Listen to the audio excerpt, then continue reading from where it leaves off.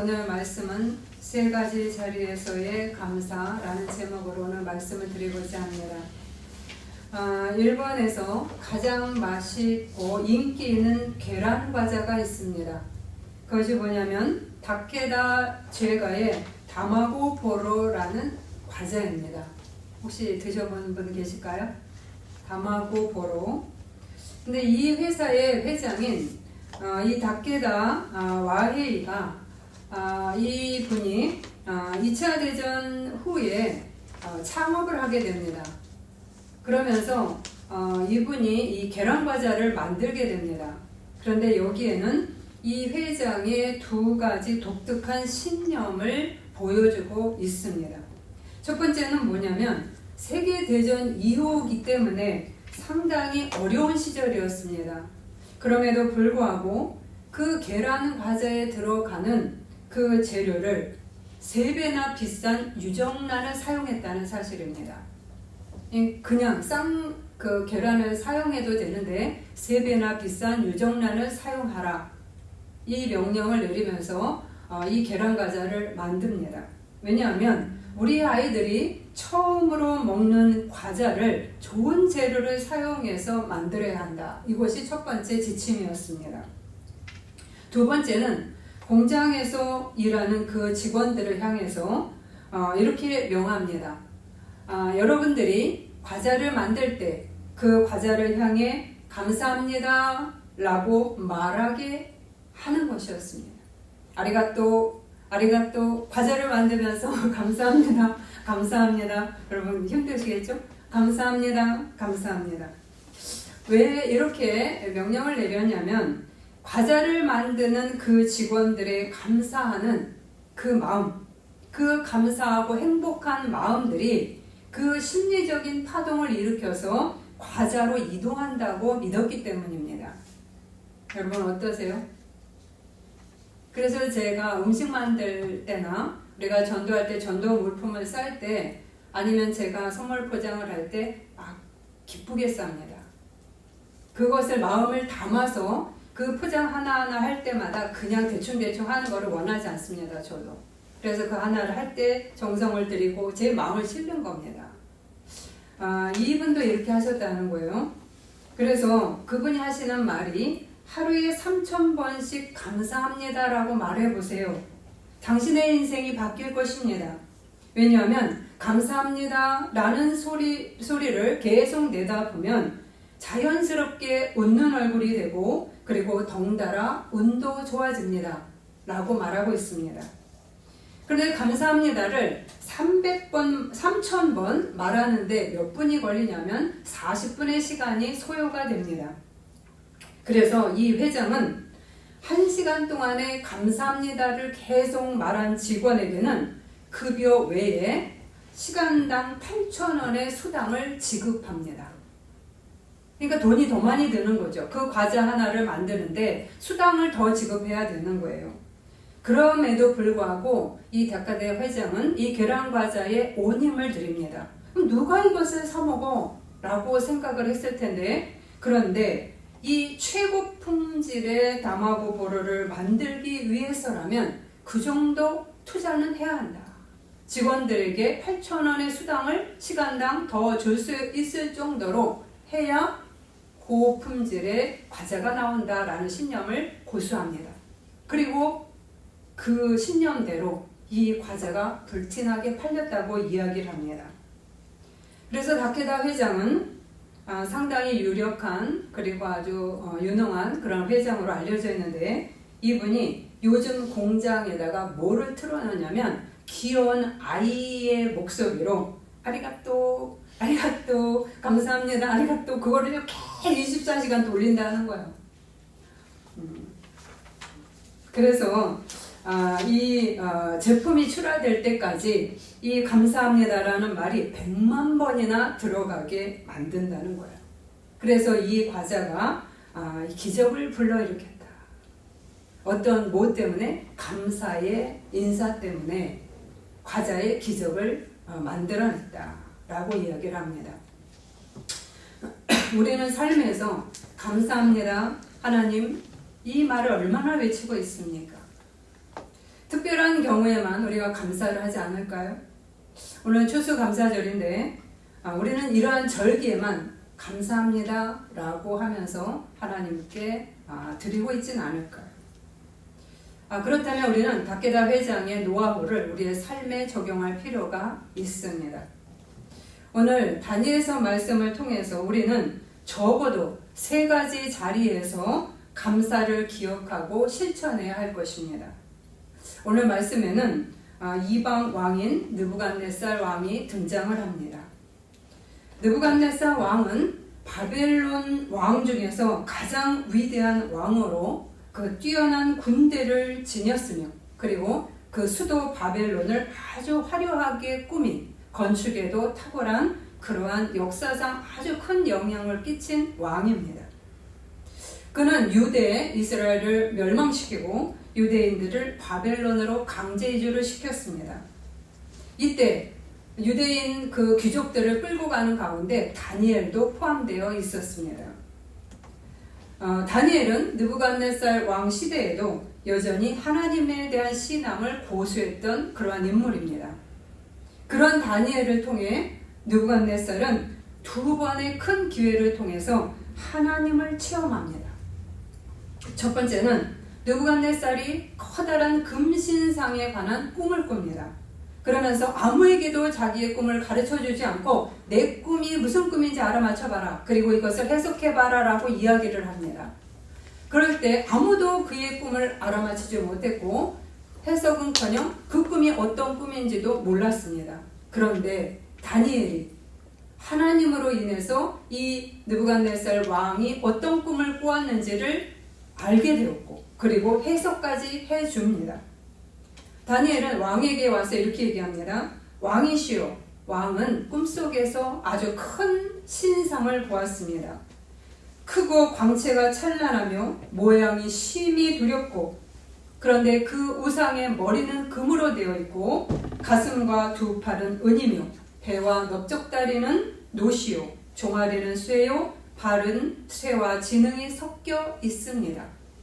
근데 그때에 손대지 아니한 돌이 나와서 신상의 발을 부서뜨리고 우상을 친돌이 태산을 이루었나이다. 바로 이 꿈을 꾸셨나이다 라고 얘기합니다. 그러면서 이 꿈에서 그 신상의 머리가 금이라는 것은 바로 느부갓네살 왕 당신을 상징하는 것입니다. 왕은 여러 왕들 중에 왕이십니다.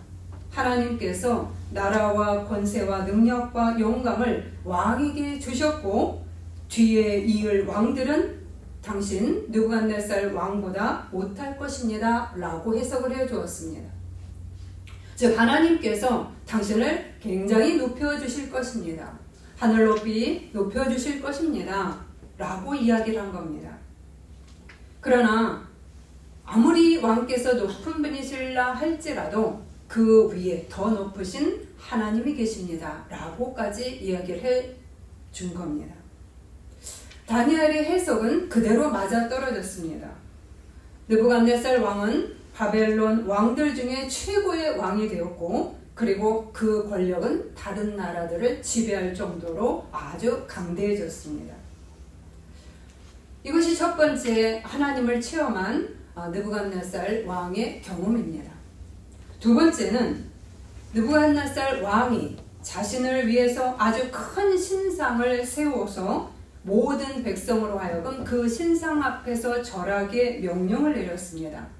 만약에 그 신상 앞에서 절을 행하지 않으면 모두 죽여버리겠다 라고 하는 그 문을 내지요. 그런데 다니엘과 세 친구는 바로 절하기를 거부합니다.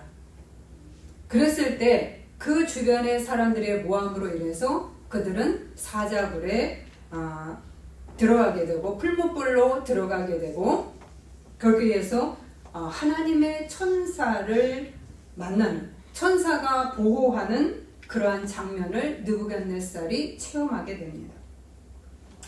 이러한 경험을 통해서 비록 왕이지만 그는 자신을 높이신 하나님을 만나게 됩니다.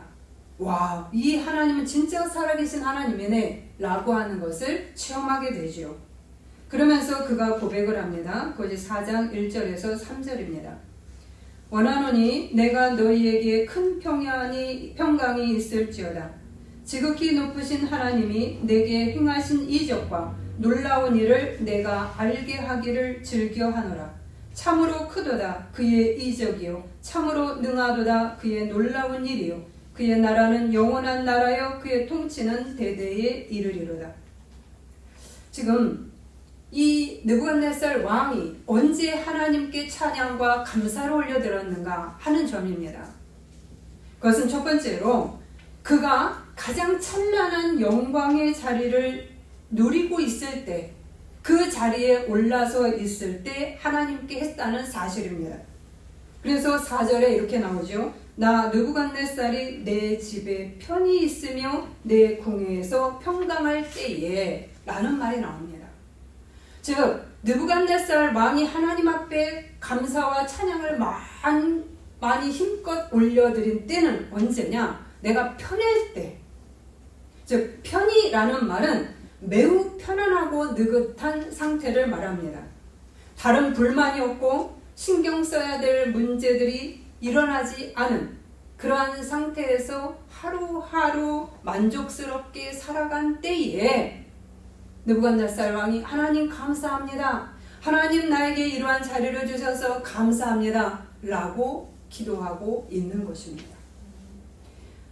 이제 세계를 다 정복했으니 내가 불만이 없고요. 그리고 수많은 나라들을 통치하고 있고 그들이 내 수하에 있으니 이 번성의 때에 내가 하나님께 감사합니다. 라고 말하고 있는 겁니다. 우리가 번성할 때에, 우리가 평안할 때에, 우리가 잘 나갈 때에, 그리고 일이 잘 풀릴 때에, 별 걱정 없는 지금의 때에 우리는 느부갓네살 왕처럼 이러한 환경을 열어주신 하나님께, 그리고 나를 높여주신 하나님께, 문제를 해결해 주신 하나님께 깊은 감사를 드려야 합니다. 아멘. 그런데 우리는 이런 감사에 그나마 익숙합니다. 그죠? 우리는 내가 편안할 때 하나님 감사합니다. 이런 말을 잘할 수 있습니다.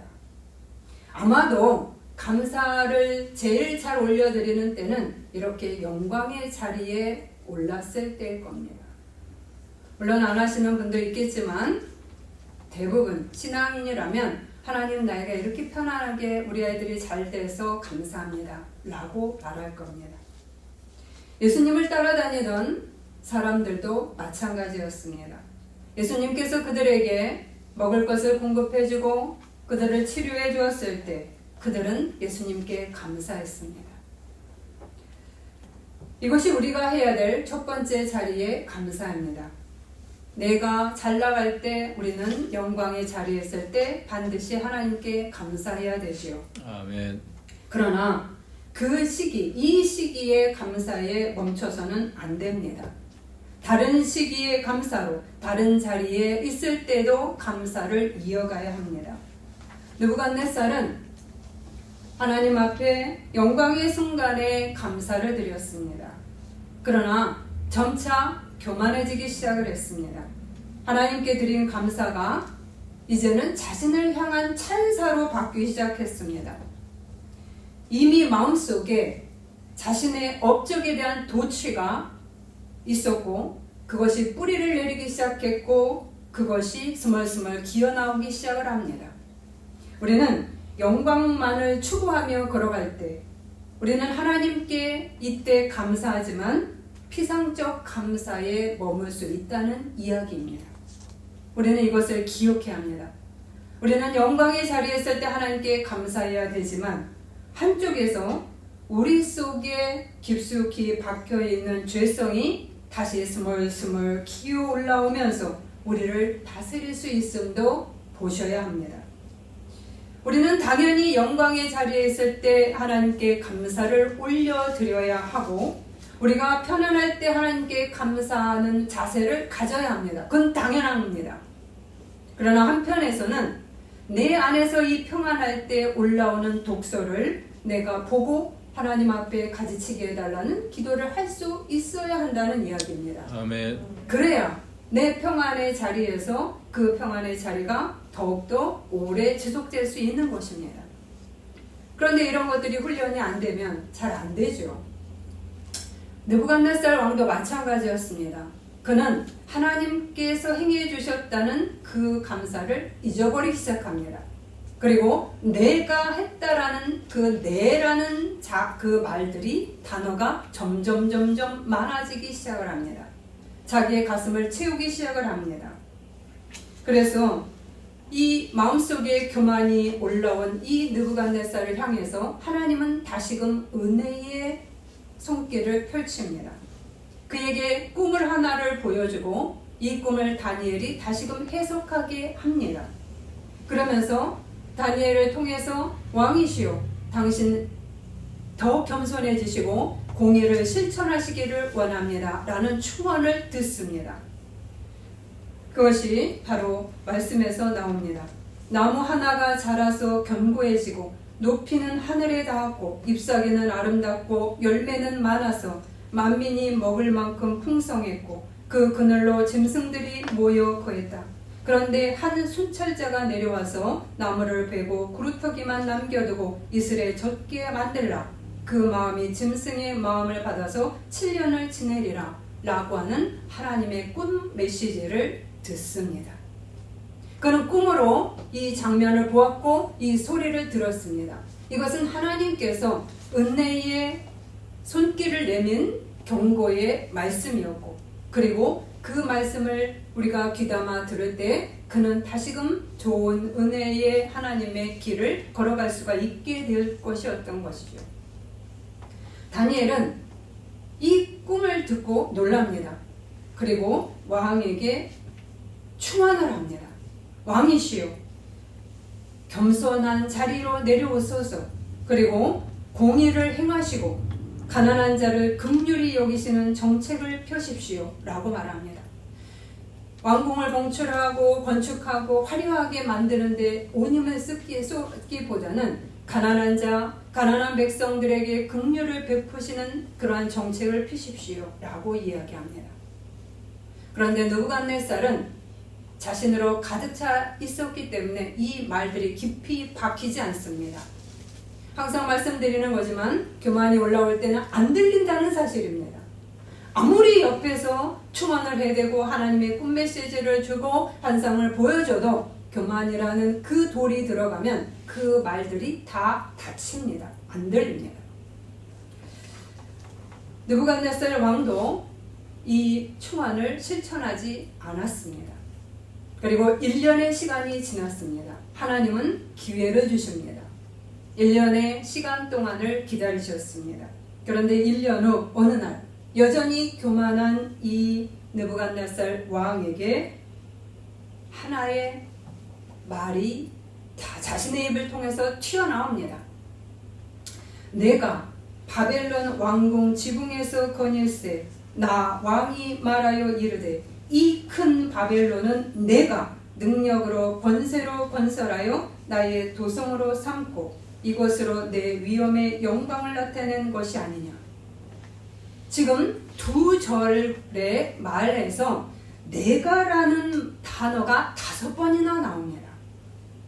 즉 이 말은 지금까지 자기가 잘 됐던 것이 하나님 때문입니다 라고 하는 하나님께 감사하는 마음은 어디로 다 사라지고 내가 이걸 다 했어요. 내가 수고롭게 다 했어. 내가 대단한 거야. 내가 고생해서 이렇게 내 백성들에게 나눠줄 수 있던 거야. 내가 했어요. 내가 이 왕궁을 건축했고요. 내가 이렇게 대단하게 능력이 많고요. 내 위세가 대단하고요. 이런 것들을 말하기 시작합니다. 그 순간에 하나님의 소리가 그에게 들립니다. 1년의 시간이 주어졌어도 그는 변하지 않았지요. 그렇기 때문에 느부갓네살은 이제 하나님의 손길을 강하게 맞이하게 됩니다. 즉 고난의 손길을 맞이하게 되는 겁니다. 느부갓네살은 추락하기 시작을 합니다. 그는 왕위에서 쫓겨나서 들짐승처럼 비참한 생활을 하게 됩니다. 모든 나라들을 통치한 그 지배력은 갑자기 상실하게 되었고 인간으로서 고귀한 품성은 잃어버리고 짐승 같은 심성이 되살아납니다. 즉 하나님이 그를 보호하고 있었을 때 그나마 인간미 있는 모습이 나타났습니다. 그런데 하나님의 손이 살짝 옆으로 비껴갔을 때 그 속 안에서 있었던 그 거칠고 사나운 심성들, 내 안에 이런 것들이 있었어? 라고 생각하지 못했던 그 비인격적이고 비이성적인 그러한 모습으로 그가 다시 거칠게 돌아갔다는 이야기입니다. 동물이 되었다기보다 우리 속 안에서 나오는 그 악의 힘들이 번성하기 시작했다는 것이고 그것이 바깥으로 드러났다는 이야기입니다. 그의 총명, 하나님이 주신 총명은 어디 갔는지 사라져버립니다. 다시 혼미해집니다. 혼탁해집니다. 우리가 하나님의 은혜 가운데 있을 때 여러분이 총기가 오고요, 지혜가 오고요, 명철이 옵니다. 그러나 우리가 내가 내 힘으로 라고 자꾸 말하는 순간 내 총기는 사라지고 하나님으로부터 온 총기는 사라지고 내 힘으로 살아가기 때문에 나의 혼돈스러운 혼미한 것들이 더욱더 많아지게 됩니다. 그래서 느부갓네살 왕은 내 머릿속에 있던 그 총명이 사라졌다고 이야기합니다. 머리가 탁탁 돌아갔는데 어느 순간부터 머리가 안 돌아가는 거예요. 둔탁해지는 겁니다. 하나님의 손이 그에서 살짝 띄어졌을 때 그리고 그 속 안에 있었던 그 비인간적인 모습은 더 강하게 확연하게 드러납니다. 그가 지닌 어둠의 상태가 드러난 순간입니다. 우리는 이럴 때 무엇을 해야 될까요? 우리는 이럴 때 또 한 번 하나님께 감사의 기도를 드려야 합니다. 아니 어떻게 이때 감사를 해야 될까요? 그래서 어렵습니다. 우리는 그럼에도 불구하고 고난과 환난의 시간에 하나님께 감사를 해야 됩니다. 아멘. 문제는 이 시간에 하나님께 감사하는 자가 몇 명이나 될까라고 하는 점입니다. 왜냐하면 우리는 영광의 순간에 감사하는 것에는 익숙합니다. 잘 될 때, 평안할 때, 하나님이 이렇게 우리 애들이 잘 될 때, 내 남편이 잘 되고 내 집이 잘 나가고 등등 이럴 때 내가 잘 살고 좋은 집 살고 이럴 때는 감사합니다 라고 편안하게 얘기할 수 있습니다. 그러나 고난의 순간이 왔을 때는 우리는 고난의 상태에 꽂혀버립니다. 내가 힘든 곳에 꽂혀버립니다. 그래서 이 순간에는 끝없이 불평이 입에서 계속 나오고 원망과 한숨과 짜증과 분노 이것을 쏟아내기 바쁩니다. 내가 비인간적인 모습, 그 모습으로 자꾸만 더욱더 가게 되는 겁니다.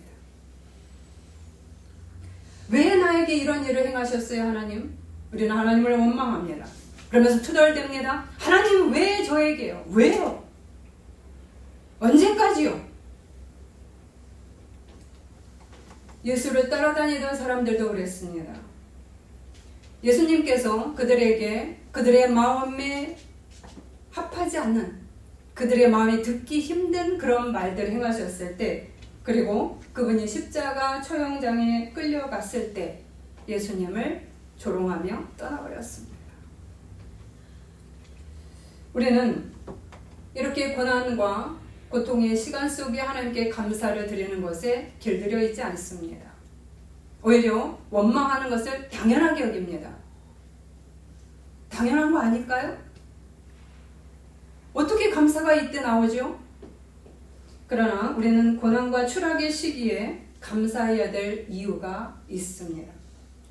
먼저는 우리는 나의 고통의 이 고난의 시간 속에서 꽂혀버리기 때문에 내 속에 좋은 것이 존재한다는 것을 망각하고 그것을 잃어버리기 쉽기 때문입니다.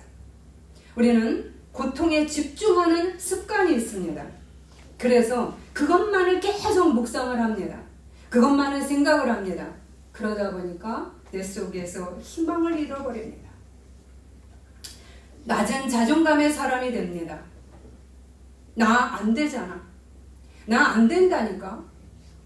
내가 계속 일이 안 풀려. 그러면서 내 속에서 자존감이 점점 떨어져 나갑니다. 신앙도 떨어져 나가죠. 뚝뚝 떨어져 나갑니다. 하나님 왜 저에게 이렇게 하셨어요? 하나님 날 사랑하시는 걸까요? 왜 하나님은 나에게 고난을 주시는 겁니까? 그러면서 하나님을 밀어내기 시작을 합니다. 그러나 분명 느부갓네살의 꿈을 통해서 봤을 때 느부갓네살에게는 희망이 존재했습니다.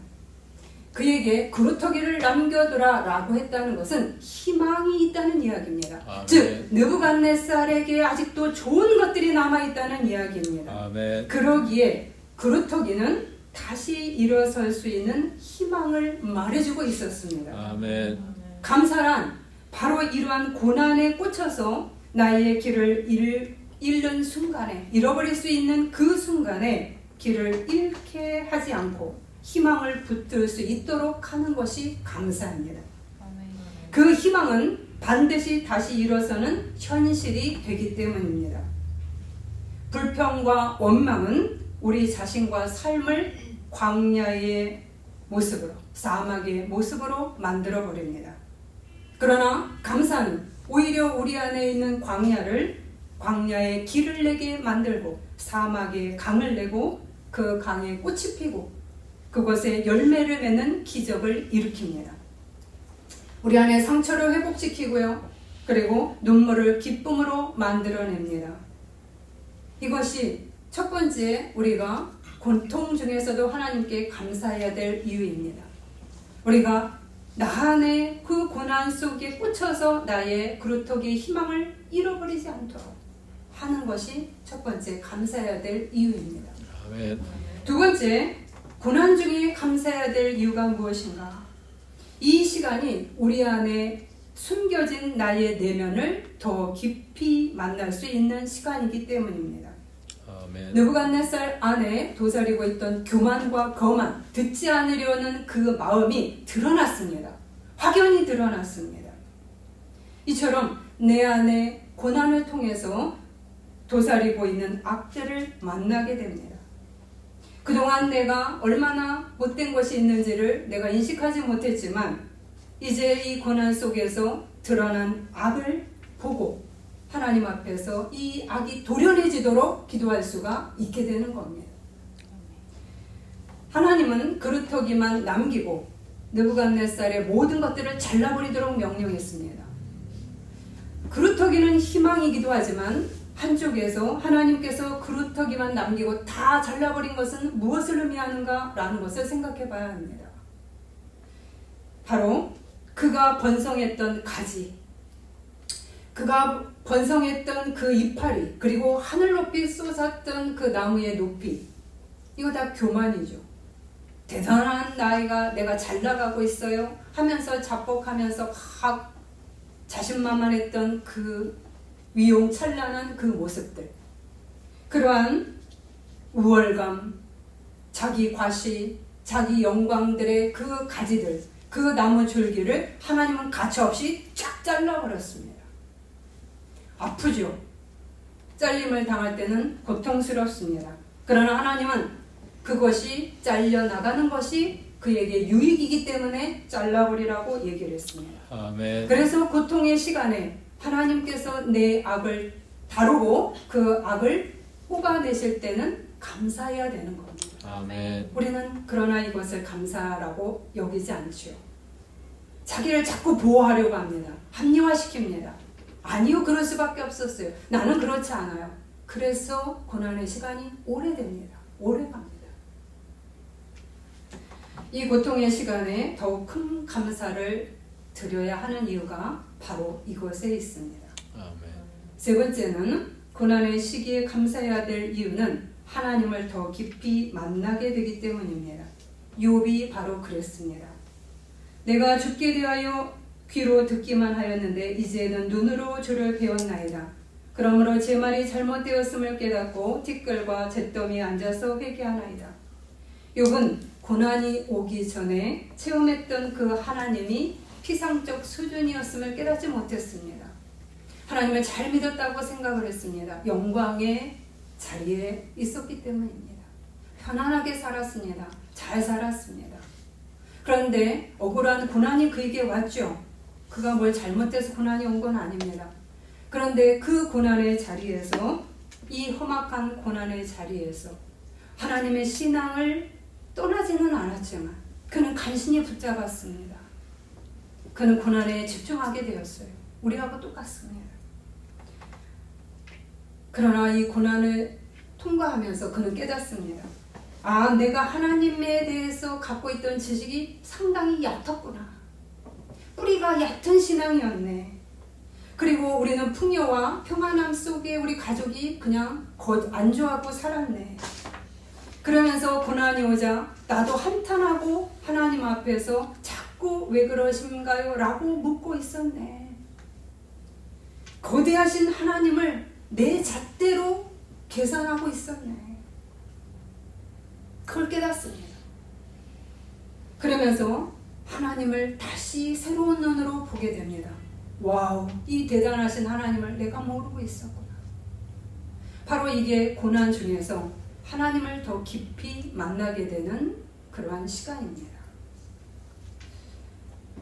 느부갓네살의 이 글 속에도 고난 가운데 감사했다는 말이 안 나옵니다. 그런데 다니엘은 풀물불에 들어가서도, 사자굴에 들어가서도 하나님을 바라봅니다. 하나님을 찬양합니다. 예수님도 십자가 상에서, 그리고 고난의 길에서, 겟세마네 동산에서 하나님께 영광을 돌립니다. 아멘. 우리가 본받아야 할 것은 바로 다니엘이요, 그리고 예수님입니다. 아멘. 근데 우리의 모습은 느부갓네살이고, 우리가 욥과 같은 고난에 꽂혀서 거기에 매몰됩니다. 우리는 고난의 시간 속에서 이 세 가지 이유로 인해서 감사를 더 붙들어야 합니다. 그것이 나를 지킵니다. 아멘. 감사는 하나님을 신뢰하는 행위이며 하나님께서 다음 일을 펼치시도록 문을 여는 행위입니다. 아멘. 하나님이 다음 일을 행하셔야 되는데 내가 주님을 신뢰하지 못하면 하나님께서 문을 열지 않죠. 하나님이 일을 못 하시는 거예요. 좋은 것들을 주려고 하는데 제 입으로 막 불평을 하고 막습니다. 주님이 자기 고향에서는 이적과 기적을 별로 행하지 않았다고 얘기합니다. 주님을 신뢰하지 않았기 때문입니다. 그러기에 이 구루터기에서 새로운 더 정결한 싹이 나오고 그것이 자랄 수 있도록 하나님이 하시기 위해서 우리는 고난의 시간에 감사를 해야 되는 겁니다. 아멘. 잘못된 번성보다는 정결한 새싹이 훨씬 낫습니다. 아멘. 아무리 번성하고 나무가 높아지고 강해진다 할지라도 그것은 잘못된 거면 주님이 확 잘라버리는 것이 훨씬 더 유익한 겁니다. 오히려 새싹이 이제 조그맣게 나는 것이 더욱더 튼실한 것이 될 수가 있습니다. 그러기에 우리는 고난의 시간대에 이 길을 걸어가야 합니다. 아멘. 연예인 김우빈 씨가 있죠. 이 분이 28세에 희귀암이 찾아옵니다. 비인두암. 의사가 짧게 6개월밖에 못 산다는 말을 합니다. 우리가 이 비인두암이 이 뇌신경하고 연결되어 있고 인후 뒤쪽에 생기는 그 암이라서 수술하기가 굉장히 어려운 그런 암입니다. 그래서 수술이 어려워서 항암 치료를 3번을 하고요. 35번에 방사선 치료를 합니다. 고통이 너무 심해서 자기가 기억하기도 힘들었다고 이야기를 합니다. 죽음에 대한 두려움이 왔고 통증이 너무 극심하고 그리고 심리적인 고립감 그리고 내가 다시 일할 수 있을까라는 마음에 시달렸습니다. 그런데 이 시간을 하늘이 준 휴가라 생각합니다. 하늘이 내게 준 휴가 시간이야 라고 생각을 하면서 마음을 다잡았지만 버티기 힘든 순간이 너무 많았다고 고백을 합니다. 그래서 너무 불안해서 인터넷 검색을 막 찾아봅니다. 비인두암, 이 인두암에 대해서 계속 찾아봅니다. 인터넷을 검색하면 검색할수록 상당히 부정적인 이야기들이 많이 나오는 것을 자기가 보았다는 거예요. 그래서 인터넷 검색을 할수록 자기는 마음이 너무너무 힘들어졌다. 그때 완치돼서 일상생활하는 분들의 글을 읽으면서 자기는 위안을 얻었다라고 이야기합니다. 그러면서 이때 자기가 2가지 습관을 길들였다고 얘기합니다. 첫 번째는 감사 노트를 적기를 시작했다는 거예요. 하루에 5개씩 감사 제목을 적었답니다. 그러자 이 감사 노트를 적으면서 자기가 놓친 것이 있음을 깨닫게 됩니다. 내가 남을 사랑하는 것, 그리고 남이 나를 사랑해 주는 것, 너무 익숙하고 당연하게 생각했던 것들이 너무 많았다는 거예요. 하루 3끼를 밥 먹을 수 있는 것도 너무 귀했고, 내가 미래의 목표만을 향해서 살아왔는데 현재의 삶에 감사할 게 너무나 많았구나 라는 것을 깨닫게 됩니다. 그리고 2번째는 하루를 기도로 마치는 것으로 그가 습관을, 자리를 잡았다라고 이야기합니다. 자기가 너무 아플 때, 이렇게 아팠을 때, 그리고 지금 나은 이유가 무엇이냐, 자기가 연예인이라고, 그리고 자기가 이 암에 걸렸다고 홍보가 됐죠. 나왔죠. 그러자 나를 모르는 많은 그 신앙인들이 나를 위해 기도해준 그 덕분에 내가 나은 것이라고 생각합니다. 그래서 이제 나는 매일 잠잘 때마다 기도를 합니다. 아픈 자를 위해서 이제 그분을 위해서 기도로 마감을 합니다. 이렇게 고백을 합니다. 여러분, 6개월밖에 못 산다는 김우빈 씨가 다시 회복을 했고요. 그리고 그 고백을 합니다. 그 비결에는 감사 노트, 그리고 기도에 있었습니다. 이렇게 우리가 고난의 순간 속에서 감사의 자리로 나가야 한다는 이야기입니다. 아멘. 3번째, 우리가 느부갓네살이 언제 또 감사를 행했는가? 고난 이후에 회복의 자리에 있을 때 감사를 드렸습니다. 그가 7년이 지나자 그는 다시 깨닫기 시작을 합니다. 내가 하나님을 잘못 알았구나. 그의 고백이 나옵니다. 하늘을 우러러 보았더니, 하나님을 우러러 보게 된 겁니다. 내 총명이 다시 내게로 돌아온지라. 이에 내가 지극히 높으신 이에게 감사하며 영생하시는 이를 찬양하고 경배하였나니 그 권세는 영원한 권세요 그 나라는 대대에 이르리로다. 하나님은 그분의 뜻대로 행하시나니 그의 손을 금할 자가 없도다. 그러자 내 총명과 내 위엄과 광명이 내게로 돌아왔고 내 나라에서 다시 세움을 받고 그 위세가 더하였느니라. 느부갓네살은 이제 진정한 하나님의 위엄을 깨닫습니다. 자신을 왕으로 부르지 않고 하나님을 왕으로 부릅니다. 그러므로 나 느부갓네살은 하늘의 왕을 찬양하며 칭송하며 경배하노니, 자신을 왕이라고 대단하게 칭하지 않습니다. 대신에 하나님을 왕이라고 이야기합니다. 겸손의 자리로 내려갔습니다. 진정한 겸손의 그루터기가 되었습니다. 그러자 바로 그에게 새로운 능력이 싹트기 시작합니다. 아멘. 그 혼미했던 정신이 다시 총기로 채워지기 시작합니다. 아멘. 총명이 다시 내게로 돌아온지라. 하나님의 손이 다시 그에게 덮입니다. 고난의 순간에도 하나님께서 그를 덮었지만 잠시 떨어진 그 손을 다시 은혜의 손으로 딱 올리자 그에게 총명이 한없이 몰려옵니다. 그뿐 아니라 더 큰 위세로 그의 위치를 더 높여줍니다. 너무 감사합니다. 고난을 통과한 이 느부갓네살 왕은 하나님 앞에 더 진심의 깊은 감사를 올려드립니다. 나의 악을 보고 나의 죄를 보고 그리고 나를 버리지 아니하신 하나님께서 내게 더 큰 은혜로 주시는 그 하나님께 감사를 드립니다. 우리는 이러한 오늘 느부갓네살을 통해서 3가지 감사를 해야 합니다. 3가지 자리가 반복해서 우리에게 임할 수가 있습니다. 한 번 지나갔다고 끝나는 게 아니라 다시 또 반복되기도 하고 다시 또 반복될 수 있습니다. 왜요? 우리는 깨닫는 게 둔하기 때문에. 그러나 이러한 3가지 자리에서 우리는 감사하는 것을 잊지 않을 때 우리는 감사의 놀라운 열매를 맺게 될 것입니다. 아멘. 추수감사절 여러분은 어떤 마음으로 여기 오셨을까요? 아무런 생각 없이 오셨을까요? 추수감사절인지도 우리는 잊어버리고 오실 수도 있지요. 감사해야 될 제목이 무엇인지 생각도 안 하시고 살아보실 수도 있지요. 만약에 오늘 추수감사절인 것 그것조차 기억 못하셨다면 우리는 하나님과 너무나 먼 겁니다.